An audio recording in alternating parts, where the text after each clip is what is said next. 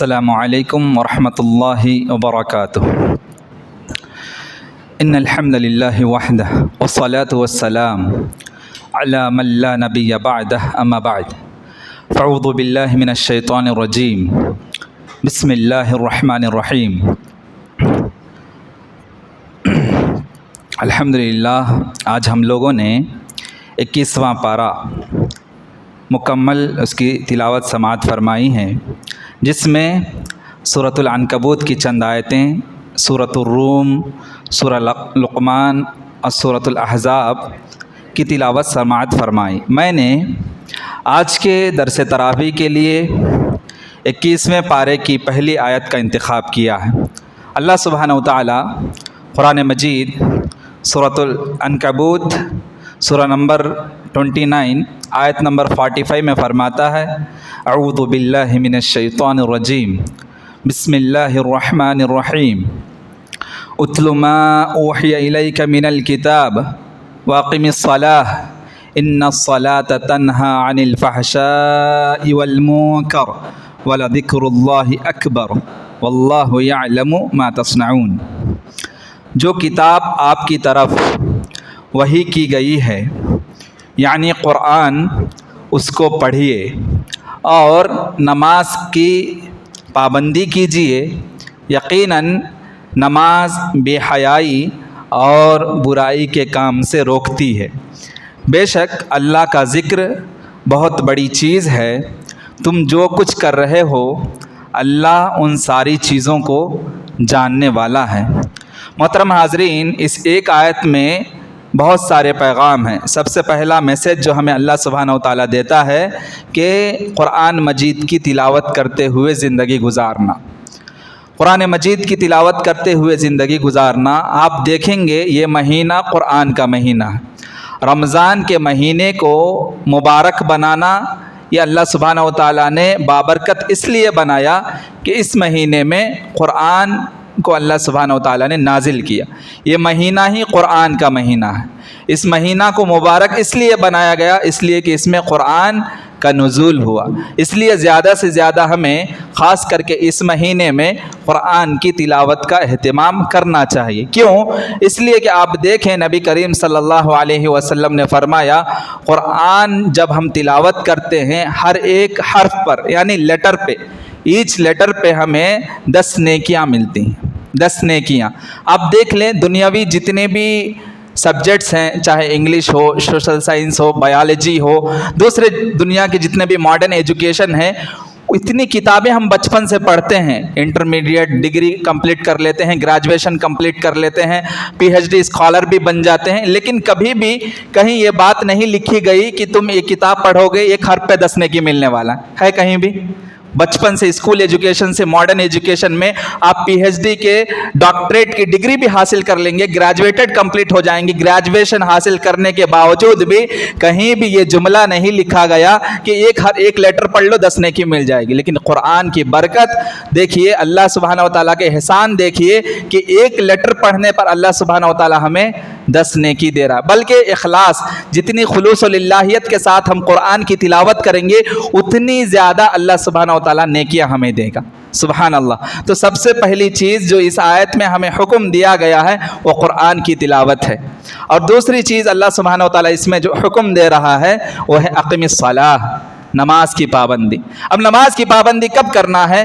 اللہ سبحانہ و تعالیٰ سورہ نساء سورہ نمبر 4 آیت نمبر 103 میں فرماتا ہے: اقیموا الصلاۃ ان الصلاۃ کانت علی المؤمنین کتابا موقوتا، کہ تم نماز کو قائم کرو۔ یقیناً مومنوں کے لیے نماز پڑھنا فرض ہے، نماز ادا کرنا فرض ہے۔ کب؟ اس کے جو مقررہ وقت ہے، اس کا جو فکس ٹائم ہے، اس میں ہر مسلمان مرد اور عورت کے لیے نماز کی ادائیگی فرض ہے، واجب ہے، کمپلسری ہے، مینڈیٹری ہے، اس کے بغیر کوئی چارہ نہیں۔ تو نماز کی پابندی کرنا۔ اب دیکھیں گے نماز کے بہت سارے فوائد ہیں۔ سب سے پہلا فائدہ یہ ہے نماز پڑھنے کا کہ اللہ کی قربت حاصل ہوتی ہے، یعنی بندہ اللہ سبحانہ و تعالیٰ سے قریب ہوتا ہے۔ خاص کر کے سجدہ کے وقت اللہ تعالیٰ جب سجدے میں نبی کریم صلی اللہ علیہ وسلم نے فرمایا بندہ جب سجدے میں جاتا ہے تو اللہ تعالیٰ سے بہت قریب ہوتا ہے۔ اللہ تعالیٰ سے قریب ہونے کا مطلب کیا ہے؟ جب ہم اللہ تعالیٰ سے اپنا کانٹیکٹ رکھ لیتے ہیں، اللہ سبحانہ و تعالیٰ سے ہمارے تعلقات قائم ہو جاتے ہیں، تو مشکلات کے وقت میں اللہ سبحانہ و تعالیٰ ہمارا سپورٹ کرتا ہے۔ مشکلات کے وقت میں، پریشانیوں کے وقت میں اللہ سبحانہ و تعالیٰ ہمارا سپورٹ کرتا ہے۔ تو یہ سب سے پہلی چیز ہے کہ جب ہم نماز کی پابندی کریں گے اللہ کی قربت ہمیں حاصل ہوگی، اللہ تعالیٰ سے ہم اپنا کانٹیکٹ کریں گے تو اللہ سبحانہ و تعالیٰ ہمیں پریشانی کے وقت میں، پرابلمس کے وقت میں، ٹینشنز کے وقت میں اللہ سبحانہ و تعالیٰ ہمارا غیبی مدد کرے گا۔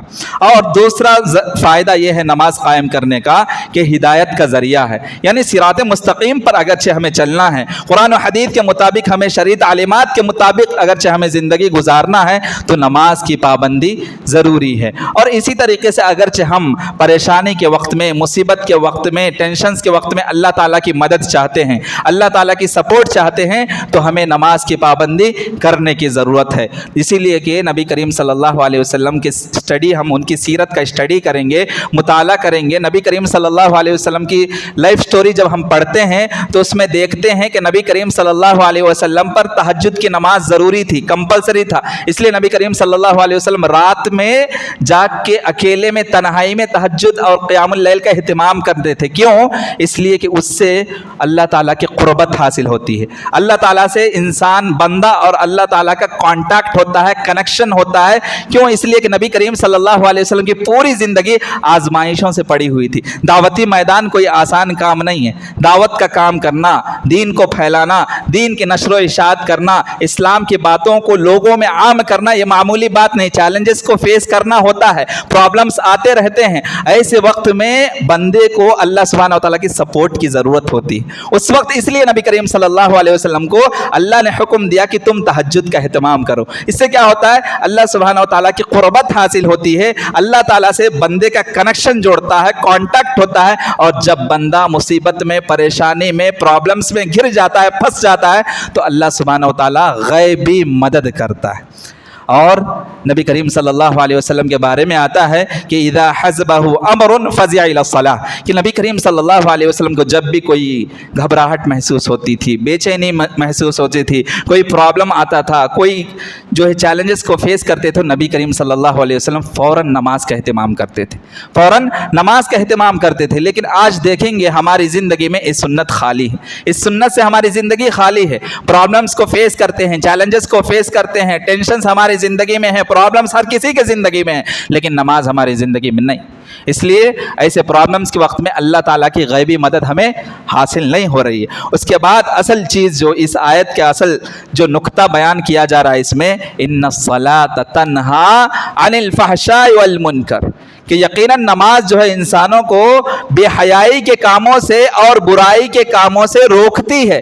اب ذرا اپنے زندگی کا جائزہ لے لے، میں اپنے زندگی کا جائزہ لیتا ہوں، آپ اپنے زندگی کا جائزہ لے لے۔ میں نماز بھی پڑھتا ہوں، جھوٹ بھی بولتا ہوں، میں نماز بھی پڑھتا ہوں، غیبت بھی کرتا ہوں، میں نماز بھی پڑھتا ہوں، زنا بھی کرتا ہوں، میں نماز بھی پڑھتا ہوں، جوا بھی کھیلتا ہوں، میں نماز بھی پڑھتا ہوں، شرابی بھی ہوں۔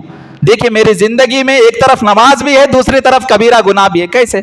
اللہ کا وعدہ ہے کہ تم نماز قائم کرو، گناہوں سے دور رہو گے، نماز قائم کرو، برائی سے دور رہو گے، نماز قائم کرو، بے شرمی کے کام سے دور رہو گے، نماز قائم کرو، بے حیائی کے کام سے دور رہو گے۔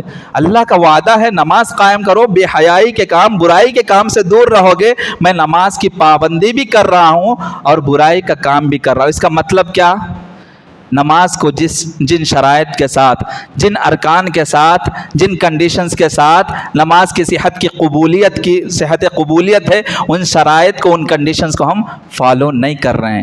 نماز ہمارے لیے آج کل صرف ایکسرسائز کے طور پر بن گیا، یا ہمارا ایک ڈیلی روٹین بن گیا۔ مسلمان ہیں، مسجد میں جاتے ہیں، نماز بس اٹھک بیٹھک کر لیتے ہیں، بس اس کا کچھ فائدہ نہیں ہو رہا ہے۔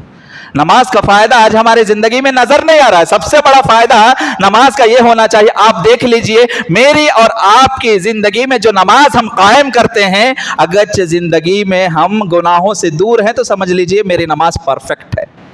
اگرچہ نماز بھی پڑھ رہے ہیں، گناہ کا کام بھی کر رہے ہیں، اس کا مطلب یہ ہے کہ ہماری نماز قبول نہیں ہو رہی. ہمارے نماز کو اللہ سبحانہ وتعالیٰ ریجیکٹ کر رہا ہے. ہماری نماز باطل ہے. کہیں نہ کہیں نماز کی جو صحت ہونی چاہیے، نماز جو صحیح ہونی چاہیے، جو کنڈیشنز ہیں، جو شرائط ہیں جس کو فالو کرنا چاہیے، وہ کنڈیشنز میں نہیں فالو کر رہا ہوں، جس کی وجہ سے نمازی بھی ہوں لیکن گناہ کا کام بھی کرتا ہوں. تو اب آئیے جانتے ہیں کہ میری نماز مجھے گناہوں سے کیوں نہیں روکتی. اب وجہ کیا ہے؟ گناہوں سے کیوں روکے گی نماز؟ نماز گناہوں سے اس لیے روکتی ہے کہ نماز ایک ایسی عبادت ہے جس میں انسان کی پوری باڈی ورک کرتی ہے. آپ دیکھیں گے نماز میں انسان کا دل بھی اللہ سے جڑا ہوتا ہے، زبان بھی حرکت کرتی ہے، عبادت کرتی ہے، اور اسی طریقے سے پورا جسم اللہ تعالیٰ کی تعظیم کے لیے اللہ تعالیٰ کے سامنے سرنگو ہو جاتے ہیں. یعنی ہمارا پوری باڈی کی سسٹم اللہ تعالیٰ سے قریب ہو جاتا ہے. اس لیے نماز کی اتنی امپورٹنس ہے. اب نماز کے کنڈیشنز کیا ہیں، کیا شرائط ہیں، کیا رولز ہیں جس کی وجہ سے اگرچہ ہم نماز کی ادائیگی کریں گے، نماز کی پابندی کریں گے تو اللہ سبحانہ وتعالیٰ ہماری نماز کو قبول کر لے گا، ایکسپٹ کر لے گا، اور ہمیں برائیوں سے، بے حیائی کے کام سے دور رکھے گا. سب سے پہلا کنڈیشن جو ہے وقت پر پابندی. نبی کریم صلی اللہ علیہ وسلم سے سوال کیا گیا ای الاعمال افضل. نبی کریم صلی اللہ علیہ وسلم نے جواب دیا الصلاۃ لوقتها. نبی کریم صلی اللہ علیہ وسلم صحابہ نے عرض کیا، سوال کیا کہ اعمال میں سب سے افضل عمل کون سا ہے؟ تو نبی کریم صلی اللہ علیہ وسلم جواب دیتے ہیں کہ نماز کو اس کے مقررہ وقت پر پڑھنا، پابندی کے ساتھ پڑھنا، التزام کے ساتھ، کنٹینیوسلی، مرتے دم تک، ہماری آخری سانس جب تک چل رہی ہے تب تک نماز ہم پر فرض ہے. ایک وقت کی نماز بھی ہم بغیر عذر کے، ایکسکیوز نہیں ہے، عذر کے بغیر ہم نہیں چھوڑ سکتے. اگرچہ ایک وقت کی نماز بھی ہم چھوڑ دیتے تو اس کا سوال بھی کل قیامت میں اللہ سبحانہ وتعالیٰ کرے گا. تو سب سے پہلی کنڈیشن ہے وقت پر پابندی کے ساتھ ادا کرنا، جماعت کے ساتھ ادا کرنا. دوسرا کنڈیشن یہ ہے کہ سنت نبویہ، احادیث کے روشنی میں جو نماز کے کنڈیشنز ہیں، رولز ہیں، ریگولیشنز ہیں، اس کو فالو کرتے ہوئے نماز ادا کرنا. نبی کریم صلی اللہ علیہ وسلم نے فرمایا صلو کما رأیتمونی اصلی، کہ اے میرے صحابہ تم نماز کی پابندی اسی طریقے سے کرنا جس طریقے سے تم مجھے دیکھ رہے ہو، تم مجھے فالو کر رہے ہو، مرتے دم تک اسی طریقے سے سنت کے مطابق نماز پڑھنا. آج میرے اور آپ کی زندگی میں دیکھ لیں گے کہیں نہ کہیں کوئی نہ کوئی سنت ہم چھوڑ رہے ہیں. جو نبی کریم صلی اللہ علیہ وسلم نے جو کنڈیشنز ہمیں دے دیا ہے کہ نماز اس طریقے سے پڑھنا ہے، وہاں کہیں نہ کہیں کوتاہی ہم سے ہو رہی ہے. چاہے وہ صف بندی کے معاملے میں ہو، چاہے وہ اس کے رکوع اور سجود کے جو ارکان ہیں اس کو کمپلیٹ کرنے کے معاملے میں ہو، یا ہم سکون کے ساتھ نماز نہیں ادا کر رہے ہیں، اطمینان کے ساتھ نماز نہیں ادا کر رہے ہیں. دیکھ لیجئے آج ہماری زندگی میں نماز کی صحت کی قبولیت کی جو شرائط ہیں اس سے ہماری نماز خالی ہے. اور اصل چیز جو نماز، اگرچہ اللہ سبحانہ وتعالی ہماری نماز کو قبول کرے گا، اخلاص ہے. اخلاص کا مطلب یہ ہے کہ ہم جو بھی عبادت کرتے ہیں، اور عبادت میں بھی عبادتوں کا مرکز جو ہے، مین جو عبادت، امپورٹنس والی عبادت ہے، وہ نماز ہے. حقوق اللہ میں اللہ کا حق جو ہے اس میں، یعنی توحید کے بعد جو چیز عبادت میں اللہ تعالیٰ جس کا سوال کل قیامت میں کرے گا وہ ہے نماز. اور نماز اسی وقت قبول ہوگی جب اس میں اخلاص پایا جائے. یعنی میں جو نماز پڑھتا ہوں وہ صرف اللہ کو خوش کرنے کے لیے، اللہ کی رضامندی حاصل کرنے کے لیے. میں جو بھی نماز پڑھ رہا ہوں صرف اللہ کی رضامندی کے لیے. اس طریقے سے ریاکاری سے دور رہ کر شہرت پانے کے لیے نہیں، فیمس ہونے کے لیے نہیں. میں نماز کی پابندی اس لیے کر رہا ہوں کہ میری بزنس چلے، فلاں بندہ، فلاں لوگ میرے دکان میں اس لیے آئے گی، فلاں بندہ ایمار ہے، ایماندار ہے، مومن ہے، پکا نمازی ہے، یہ دھوکہ مجھے نہیں دے گا. آج کل بعض حضرات بزنس مین نماز اس لیے فالو کرتے ہیں، نماز اس لیے پابندی کرتے ہیں کہ میری بزنس اچھی چلے. میں اگرچہ لوگ میرے بزنس کی طرف اس لیے آئے کہ میرا بزنس میں امپرومنٹ، پروفٹ اس لیے ہو کہ لوگ جو ہے مجھ پر بھروسہ کرے. میں دھوکہ بھی دوں تو لوگ کو پتہ نہ چلے، کیوں؟ میں نمازی ہوں نا. یعنی پہلی صف کی پابندی اس لیے کرتے ہیں کہ میرے بزنس میں پروفٹ ہو، دکھاوے کے لیے، ریاکاری کے لیے، فیمس کے لیے. میں نماز اس لیے پڑھتا ہوں کہ لوگ یا معاشرے میں، سوسائٹی میں، کمیونٹی میں لوگ مجھے کہے کہ یہ بندہ نمازی ہے، یہ بندہ غلط کام نہیں کر سکتا، یہ بندہ دھوکہ نہیں دے سکتا، یہ بندہ فراڈ نہیں کر سکتا، یہ بندہ چیٹنگ نہیں کر سکتا. یہ شہرت پانے کے لیے، فیمس پرسنالٹی کے لیے ہم نماز ادا کرتے ہیں، اس لیے ہماری نماز قبول نہیں ہو رہی ہے. اور اصل چیز جو نماز میں ہونی چاہیے، جو کنڈیشن ہے، احسان. احسان کا مطلب کیا ہے؟ نبی کریم صلی اللہ علیہ وسلم فرماتے ہیں، مسلم شریف کی حدیث ہے، ان تعبد اللہ کأنک تراہ فإن لم تکن تراہ فإنہ یراک، کہ تم نماز عبادت اس طریقے سے کرو کہ گویا کہ تم اللہ کو دیکھ رہے.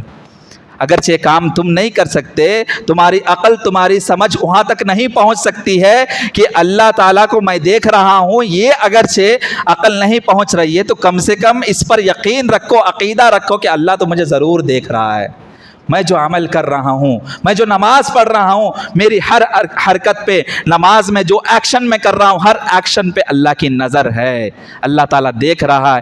اس کیفیت کے ساتھ جب ہم نماز پڑھیں گے تو ہمارے اندر سکون بھی پیدا ہوگا، اطمینان بھی آئے گی، قلبی سکون بھی حاصل ہوگی، روحانی سکون بھی حاصل ہوگی، جسمانی سکون بھی حاصل ہوگی. سکون و اطمینان کے ساتھ ہم نماز پڑھیں گے. لیکن آج دیکھنے کو یہ آتا ہے کہ مولوی صاحب، امام صاحب 2 رکعت اگرچہ 2 منٹ زیادہ پڑھا دیں گے، مسئلہ کھڑا ہو جائے گا.